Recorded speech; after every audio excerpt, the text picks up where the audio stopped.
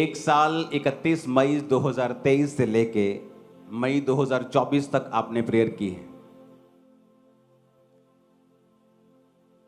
और उस प्रार्थना के बाद आपने देखा है ये कि सारा सिचुएशन, सारी सिनेरियो, सारा कुछ बदल चुका है इंडिया में।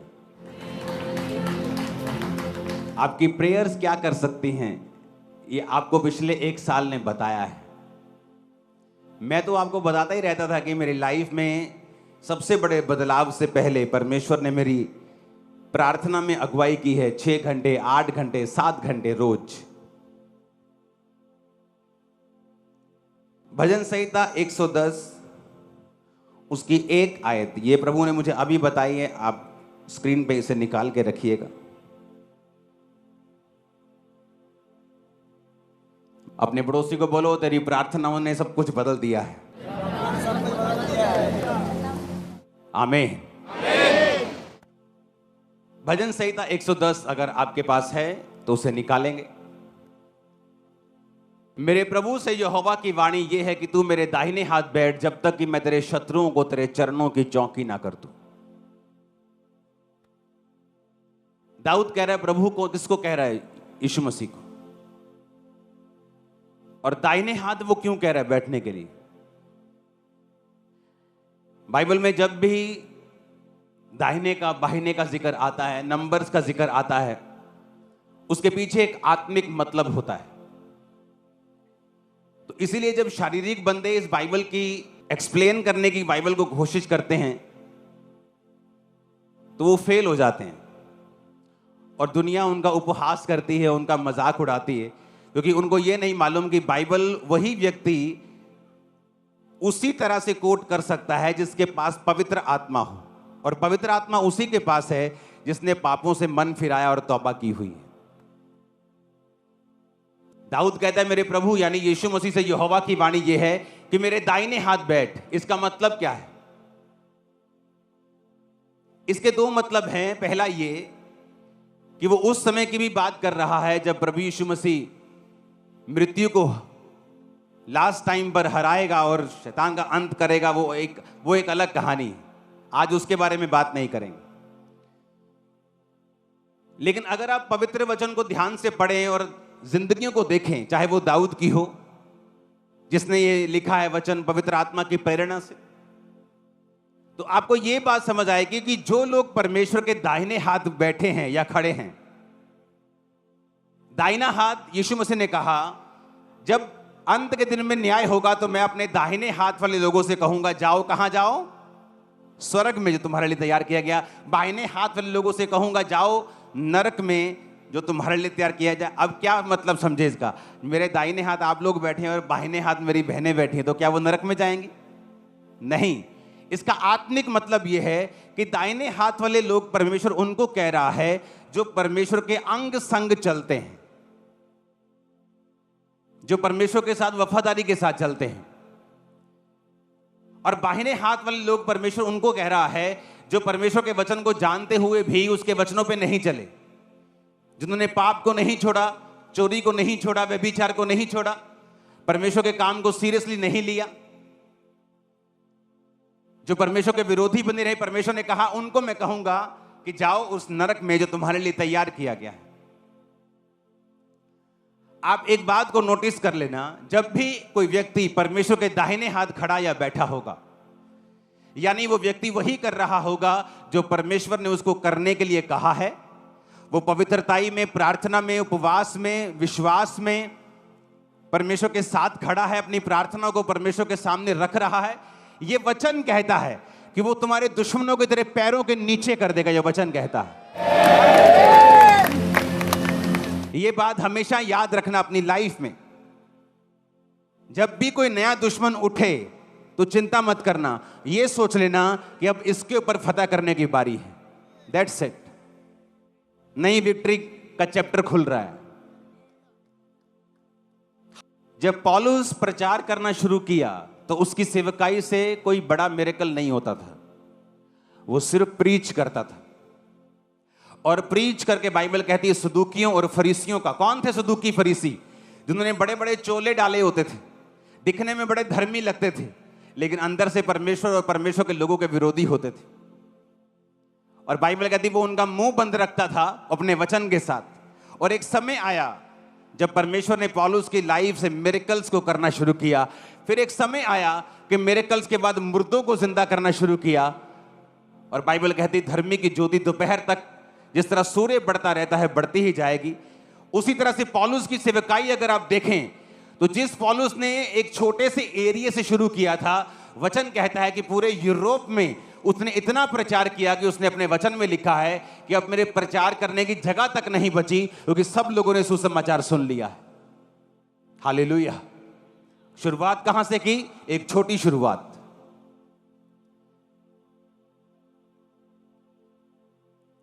ये ग्रेस जो मैं आपको गवाही देने वाला हूं अभी मेरी लाइफ पर उतरी है डीप तरीके से।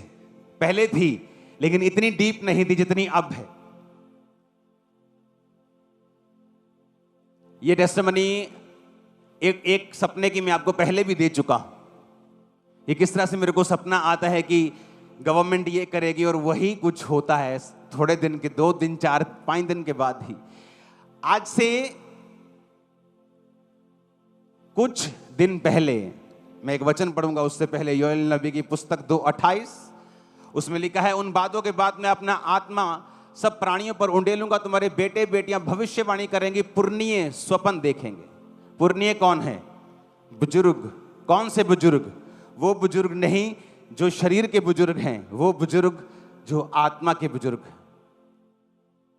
यहां बैठा एक 35 साल का व्यक्ति उस व्यक्ति से आत्मा में बुजुर्ग हो सकता है जो 70 साल का है। इसीलिए बाइबल कहती है जब परमेश्वर लोगों को चुनता है, जैसे मूसा को उसने चुना तो उसने उम्र देख के नहीं चुना, दाऊद को चुना उसने उम्र देख के नहीं चुना।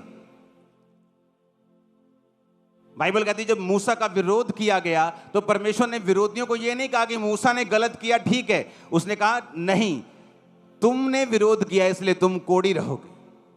यह उसके चुनाव की बात है। आप परमेश्वर के चुनाव को कभी भी चैलेंज नहीं कर सकते। उसने कहा तुम्हारे पुरनीय स्वप्न देखेंगे। आज से 3 दिन पहले मैं प्रार्थना करके ही सोता हूं हमेशा, 99.99 नहीं 100%। अगर मैं सो रहा हूं तो उससे पहले मैं प्रेयर करता हूं, उठता हूं तो सबसे पहला काम मैं प्रेयर करता हूं। तो मेरी ये रूटीन है। ये कोई ऐसा नहीं है कि मुझे जबरदस्ती जोर लगाना पड़ता है या बहुत ज़्यादा मुझे कंट्रोल रखना पड़ता है या बहुत मेरा एफर्ट लगता है। ये खाना खाने की तरह मेरे जैसे सुबह उठ के लोग खाना खाते हैं ना, तो मेरे लिए ये बिल्कुल नॉर्मल रूटीन है। तो मैं प्रार्थना करके जैसे ही सोता हूं तो मुझे एक सपना आता है। परमेश्वर मुझे दिखाता है मेरा एक कर्मचारी, और परमेश्वर मुझे दिखाता है कि वो एक चीज़ भूल गया, एक सरकारी जैसा दिखने वाला काम, तो उससे मुझे दिक्कत हो रही है सपने में। तो जब मैं उठा तो हमेशा ऐसा होता है कि आपको याद नहीं होता आपने क्या सपना देखा मोस्टली। जब मैं उठा तो लेकिन मुझे याद था और मैं एकदम से उठा और मैंने कहा ये मैंने क्या देखा। उस कर्मचारी की शक्ल, उसका नाम, उसने क्या गलती की कि मैं भूल गया सारा कुछ। मैंने अपनी वाइफ को बताया, मैंने कहा इसको बुलाओ। जब उसको बुलाया तो उसको बताया, वो हैरान था क्योंकि उस चीज के बारे में मुझे मालूम तक नहीं था। है वो मिनिस्ट्री की चीज है लेकिन मुझे पता नहीं था। जैसे आप कोई बड़े काम में लगे तो पीछे छोटे छोटे काम नहीं होते, निके छोटे नुक्कड़ शुक्कड़ काम वो आपकी टीम करती रहती, वो ऐसा नुक्कड़ शुक्कड़ काम था लेकिन इंपॉर्टेंट काम था। तो जब उसको बताया कि तू भूल गया, कहता हाँ मैं 2 महीने भूल गया हूं। तो उसको सुधारा और सारे लोग हैरान थे कि ये कैसे हो सकता है कि सपने में परमेश्वर मुझ पे वो चीजें जाहिर कर रहा है जो तुम गलती बाहर कर रहे हो। तुम्हारे पुरनीय स्वप्न देखेंगे, तुम्हारे जवान दर्शन देखेंगे। मैं अंत के दिनों में अपना आत्मा सब मनुष्य के ऊपर उंडेलूंगा। बाइबल बहुत आसान है। अगर हम बाइबल के अनुसार चलना शुरू कर दें, आप देखेंगे क्या होता है। आपने देखा है कि 31 मई को प्रार्थना के लिए कॉल की गई थी कि 2023 31 मई की हम सब मिलके हम प्रार्थना करेंगे कि परमेश्वर सारी सिचुएशंस को चेंज करे। नहीं तो आने वाला समय बड़ा मुश्किल होने वाला था, बड़े एक ओपनली अटैक होने वाले थे। 1 साल प्रार्थना हुई, क्या हुआ? परमेश्वर ने खत्म कर दिया, वो चीज को फिनिश कर दिया। इमेजिन करो अगर आप अपने परिवारों के लिए प्रार्थना करने बैठेंगे तो इमेजिन करो अगर आप प्रभु के दाहिने हाथ बैठकर तौबा करके पापों से मन फिरा के, अगर आपके 4 5 7 परमेश्वर हैं तो ये वचन आपके लिए नहीं है, क्योंकि आप प्रभु के दाहिने हाथ नहीं हैं। अभी आप दाहिने हाथ बैठने की कोशिश कर रहे हैं, अभी आप सिर्फ चेक कर रहे हैं। लेकिन जिन्होंने प्रभु यीशु मसीह को अपना उद्धारकर्ता ग्रहण करके पापों से मन फिरा के, जिसका एक ही परमेश्वर है, तौबा कर ली है, आप उसके दाहिने हाथ बैठे हैं, आप प्रार्थना करेंगे, परमेश्वर आपकी प्रार्थना को सुनेगा, उत्तर भी देगा, आपके घरों का उद्धार भी करेगा, आपके फाइनेंस का उद्धार भी करेगा। मैं आपको बता रहा हूं, आज से कुछ साल बाद ऐसी कोई चीज नहीं होगी जो आपके पास नहीं होगी, जो आपने मांगी ना हो। ऐसा कभी नहीं होगा आपकी लाइफ में। आने वाले समय में अगर किसी चीज के साथ आप फाइट करेंगे तो वो सिर्फ आपका अपना शरीर होगा, शरीर की इच्छाएं होंगी। ये फाइट्स आपकी नहीं होंगी जो आज हैं, क्योंकि परमेश्वर ने सॉल्व करने वाला है। वो आपका परिवार का मसला हो, आपकी बॉडी का मसला हो, सेहत का मसला हो, वो कोई भी मसला हो, वो सॉल्व करने वाला है। हालेलुया, ऊंची आवाज में हालेलुया।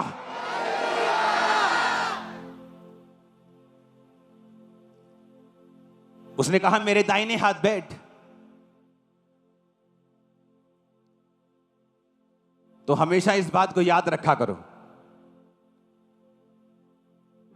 कि जब दुश्मन कुछ कहे तो प्रार्थना करना, उस दिन फास्टिंग में चले जाना, बिना डरे और घबराए, और थैंक्स करना कि एक और जीत आपकी प्रोफाइल में जुड़ने वाली है। नथिंग, उसके अलावा और कुछ नहीं मिलेगा। शैतान को शर्मिंदगी, इंसल्ट के अलावा और कुछ परमेश्वर देने वाला नहीं है, क्योंकि यह काम किसी इंसान का नहीं, यह काम परमेश्वर का है।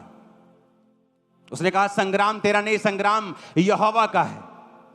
जब आप नशों के खिलाफ लड़ेंगे, शैतान के खिलाफ लड़ेंगे, डाइवोर्स के खिलाफ लड़ेंगे, पाप के खिलाफ लड़ेंगे, तो शैतान ऐसा नहीं कि आपको छोड़ने वाला है। वो पूरी कोशिश करेगा, लेकिन हर बार शर्मिंदगी उठाएगा, हर बार इंसल्ट उठाएगा, हर बार मुंह की खाएगा, नीची खाएगा और भाग जाएगा। Hallelujah, hallelujah. क्योंकि परमेश्वर ने हमें खास हिदायत दी है कि तुम्हारा लहू और मांस से कोई भी युद्ध नहीं है। अगर लहू और मांस से होता तो हम लड़ते, लहू और मांस से नहीं। एक बार पास्टर बेनी हिन की किसी ने बुराई की, वो भी एक अच्छा पास्टर था, बुराई कर दी जोश जोश में। लोगों को कई बार अपने आप को ज्यादा धर्मी समझ लेते लोग और दूसरों को पापी समझ लेते हैं। ये बड़ी प्रॉब्लम है। इस स्पिरिट का इलाज नहीं है। दुष्ट आत्मा तुम निकाल सकते हो किसी के अंदर से, लेकिन जब कोई रिलीजियस स्पिरिट के साथ इफेक्टेड हो जाए, ऐसी स्पिरिट जो अपने आप को धर्मी समझती है, दूसरों को पापी समझती है, इस आत्मा का कोई भी इलाज नहीं है। इसका इलाज सिर्फ परमेश्वर करता है बीमारियों के साथ। तो उस पास्टर ने बुराई कर दी,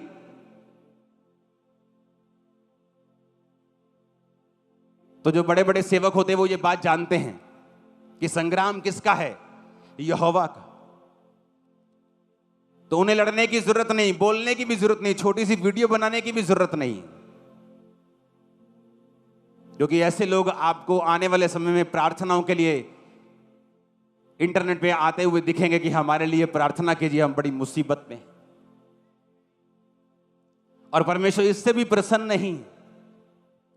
बाइबल कहती वो दुष्ट को मरता हुआ देखकर भी प्रसन्न नहीं होता, वो दयावान परमेश्वर है। आपको ये बात याद रखनी है, आप एक डिवाइन योजना के नीचे हैं, आप एक आम व्यक्ति नहीं हैं, एक बड़ा काम करने के लिए बुलाए गए हैं। लड़ाई आपकी नहीं है, दाहिने हाथ आपको रहना है। परमेश्वर पाव की चौकी कर देगा शैतान को, नशे को और बीमारियों को और सब दुश्मनों को। आमीन। ऊंचा चाहिए चर्च, हालेलुया, ऊंची आवाज में हालेलुया। वो आपसे बात करेगा, सपनों में आपसे बात करेगा। आज से कुछ साल पहले मेरी टीम जानती है, जो मेरे साथ हमेशा प्रार्थना करती थी, और मैं बैठा हुआ प्रार्थना कर रहा था और मैंने एक बड़ा अजीब दर्शन देखा। वो आज तक ऐसा दर्शन मैंने कभी नहीं देखा। सपने देखे हैं, लेकिन आज तक वैसे दर्शन वाली फील मुझे अब तक नहीं आई। 10 साल हो गए। 2014 से पहले मैंने एक विजन देखा और मैंने टीम को बताया कि एक बहुत बड़ा एक घर है, उसका रंग मैं नहीं बताना चाहता हूं अभी। तो ये कलर का रंग है और ये इतना बड़ा घर है और उसके बाहर बहुत भीड़ है और बहुत ज्यादा भीड़ है और लोग उसकी तरफ, उस घर की तरफ, सब लोग उस घर की तरफ चल पड़े हैं। और उसके बाद वो लोग क्रिश्चियन लोगों के पीछे आ रहे हैं और उन पर हमला कर रहे हैं, लेकिन किसी को मैंने नुकसान उठाते हुए नहीं देखा, किसी क्रिश्चियन को। उसके बाद परमेश्वर ने कुछ दिन पहले मुझे विजन दिखाया कि उस बिल्डिंग की जो छतें हैं, जो लेंटर है, वो आग में जल रहा है, लेकिन बिल्डिंग अभी भी खड़ी है। लेकिन परमेश्वर ने दिखाया बिल्डिंग खड़ी नहीं रहेगी, वो जल्दी गिरने वाली है। तो जो आत्मिक बंदा होगा वो इस बात को समझेगा मैं क्या कह रहा हूं। परमेश्वर आपको दर्शन, विजन्स, आपको प्रोफेटिकली आपसे बात करता है, चाहे आप विश्वासी क्यों ना हो। अगर आप अपने टीवी को बंद कर दें, अपने टीवी से डिस्कनेक्ट हो जाएं, अपने शरीर को थोड़ा काबू में रखें, प्रार्थना करें सोने से पहले, वो आपकी जिंदगी के विषय में आपसे बात करेगा। आप देखना, जो आपकी कॉलिंग है उसके विषय में आपसे बात करेगा। मैं आपको बता नहीं सकता वो मार्वलस काम जो मैं अपनी लाइफ में होता हुआ देख रहा हूं परमेश्वर की आत्मा के द्वारा, और ऐसे ही मार्वलस काम जो बिल्कुल ही डिफरेंट रीति के हैं, वो मेरी वाइफ की लाइफ से परमेश्वर का आत्मा करवा रहा है। दोनों काम जबरदस्त हैं, दोनों काम मार्वलस हैं। क्यों? क्योंकि एक लाइफ रूटीन है। मेरी फैमिली को मालूम है कि आज अगर शनिवार है तो मैं अपने घर से नहीं आया हूं, मैं प्रेयर माउंटेन से आया हूं। तो उनको मालूम है कि हमारा प्रार्थना करने का एक समय है, परमेश्वर के पास बैठे रहने का एक टाइम है, ताकि जो लोग आ रहे हैं उनके हृदयों में ये चीज चली जाए कि मुझे प्रभु के साथ सही रहना है। परमेश्वर आपसे बात करेगा। आज से आपकी स्पिरिचुअल आईज ओपन हो रही है, कान ओपन हो रहे हैं, आपको विजन्स आएंगे, आपको दर्शन आएंगे और सपन आएंगे। यीशु मसीह के नाम में आमीन। ऊंचा चाहिए चर्च, हालेलुया। ऊंची आवाज में हालेलुया बोलो जरा।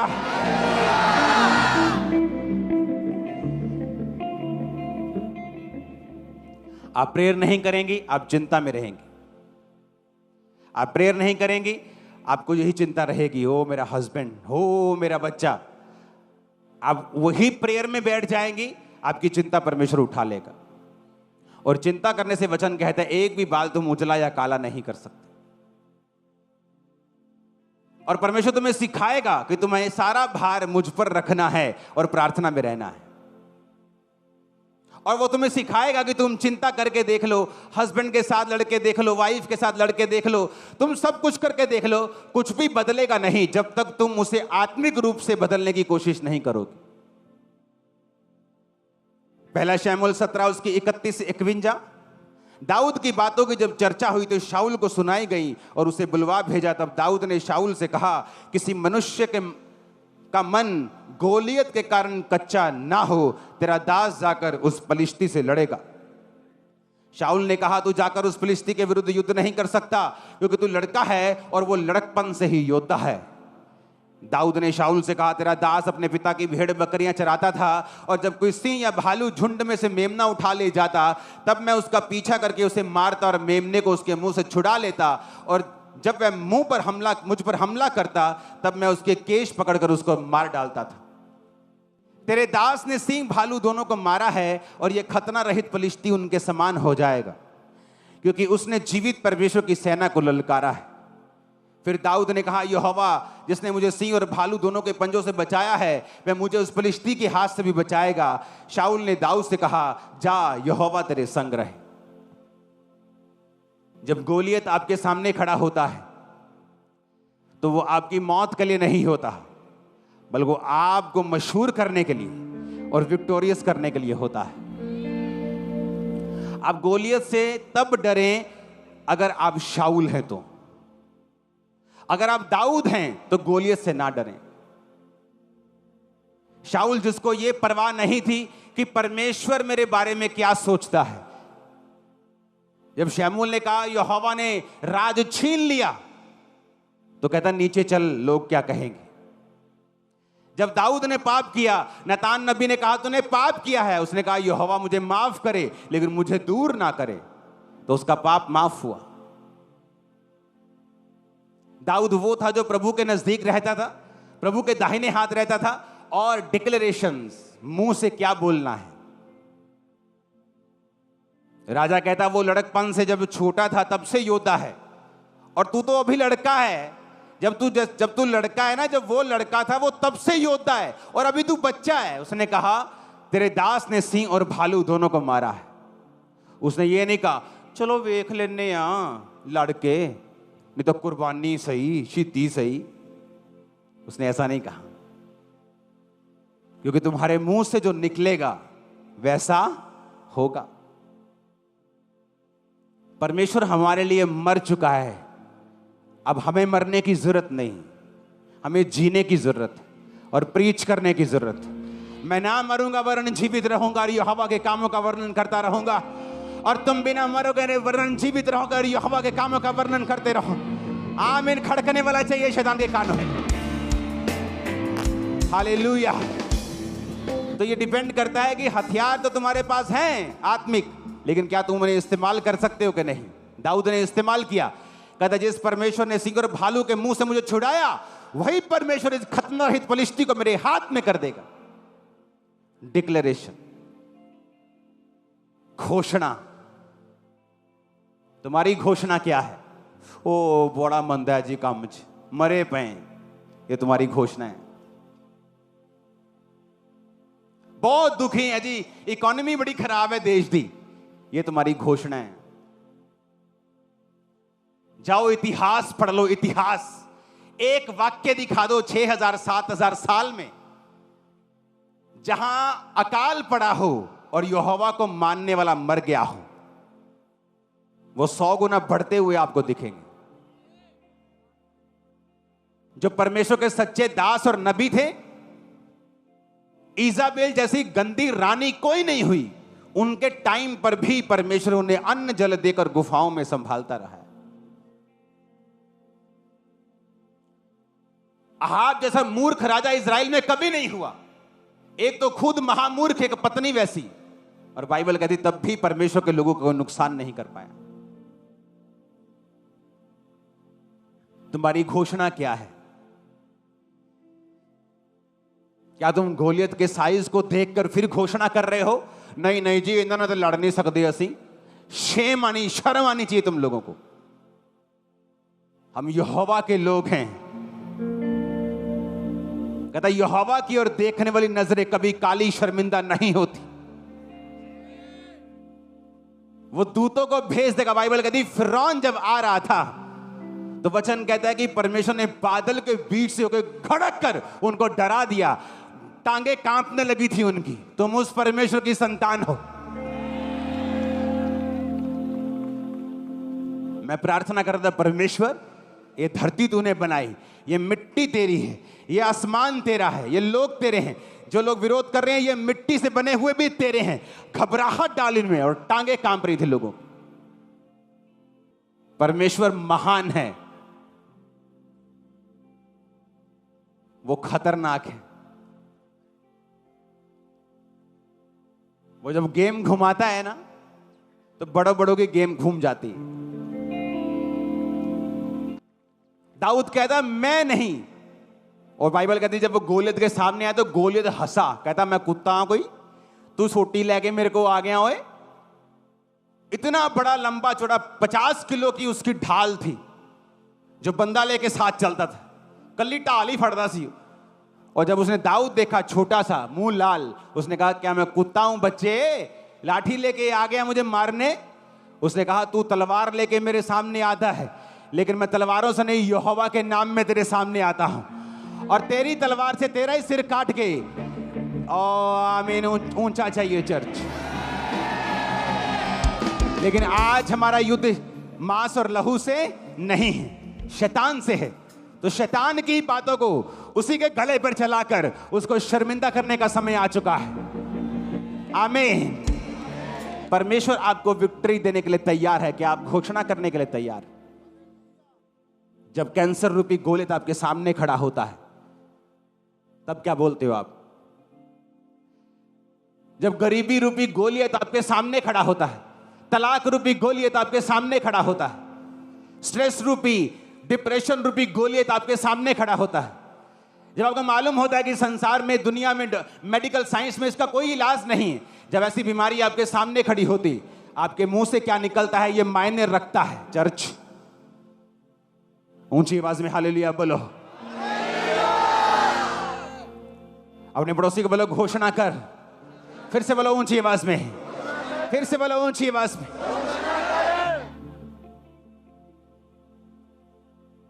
अगर तुम दाहिने हाथ बैठे हो, खुदावंद के साथ अड़े और खड़े हो, सिर्फ तुम अपने मुंह से घोषणाएं करनी है। परमेश्वर डरा देगा, मैं बता रहा हूं, शैतान को, बीमारी को गिरा देगा, तुम्हारी घुटनों पे ला देगा उसको। करके देखो ऐसा, और साथ में प्रार्थना करते रहो, साथ में घोषणा करते रहो। गोलियत को मारने के लिए आर्मी की जरूरत नहीं पड़ी, एक पत्थर उसके माथे पे लगा और मर गया। वो पत्थर क्या था? बाइबल कहती है हमारा रॉक यीशु मसीह। वचन आपका सबसे बड़ा डिफेंस है, सबसे बड़ा। अगर विपरीत परिस्थितियों में कौन लोग घबराते हैं? जिनके पास वचन नहीं होता। हवाइयां उड़ी होती उनके चेहरों की, क्योंकि उनका डिफेंस वचन नहीं। ना वो वचन पढ़ते, ना वो प्रार्थना करते। वो चलते हैं बहाव के हिसाब से। इधर बहाव अच्छा है तो इधर हवा बल्ले बल्ले, बहाव कम हो गया, हे मर गए, डर गए। लेकिन जो लोग वचन का डिफेंस अपने पास रखते हैं, जिनको मालूम है कि वचन उनका डिफेंस है, वो कभी आपको घबराए नहीं मिलेंगे। दाऊद का डिफेंस कौन था? वचन। वो वचन से अपने आप को सुरक्षित रखता था। भजन संहिता पढ़ के देखो, हर बार उसने वचन से अपने आप को सुरक्षित किया और विजय किया। दाऊद कहता, मैं शेर और भालू को जब मैंने मारा, तो वो शेर और भालू जब उसके सामने आए होंगे, उसने सोचा होगा लो आज तक मर गए अपन। पर परमेश्वर उन शेर और भालुओं से दाऊद की प्रैक्टिस करवा रहा था। कई बार आपका विरोध होता, आपकी फैमिली में, आपके मोहल्लों में, वो आपकी प्रैक्टिस हो रही है। एक बड़ा गोलियत गिरने की तैयारी कर रहा है आपकी लाइफ में। अगर आप शेर और भालू को मार देंगे, गोलियत के मरने की प्रैक्टिस आप कर रहे हैं। और जिस दिन गोलियत मरेगा, उस दिन आप सेम नहीं होंगे। बाइबल कहती है जिस दिन दाऊद ने गोलियत को मारा, पूरा इजराइल कह रहा था कि शाऊल ने तो हजारों को, दाऊद ने लाखों को मारा है। तुम्हारी प्रशंसा फैलने जा रही है चर्च, तुम्हारे रिश्तेदारों में, तुम्हारे लोगों में, तुम्हारे मोहल्लों में। आमीन। मेरे को ऊंचे वाला चाहिए। मैंने कहा वो प्रशंसा फैलने के लिए जा रही है यीशु मसीह के सामर्थी नाम। आमीन, आमीन। आपको क्या करना है? आपका डिफेंस वचन है। वचन को पढ़ना है। परमेश्वर के दाहिने हाथ आपको खड़े रहना है। आपको हंसी आएगी फिर शैतान के ऊपर। जिस व्यक्ति ने प्रभु के साथ पंगा लिया है, कुछ दिनों के बाद उसकी हालत देखना तुम। परमेश्वर उन्हें हंसी का पात्र बना देगा। मेरी बात नोट करना, क्योंकि वचन कहता है कि वो तुम्हें ठट्ठों में उड़ाएगा। किसमें उड़ाएगा? कहता वो तुम पे हंसेगा और तुम्हें ठट्ठों में उड़ाएगा। देखी जाओ होता क्या है।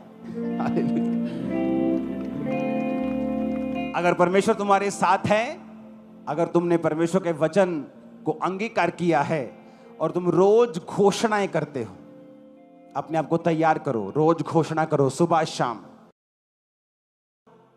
आपने वो नहीं कहना जो आप देख रहे हो, आपको वो कहना है जो बाइबल कहती है।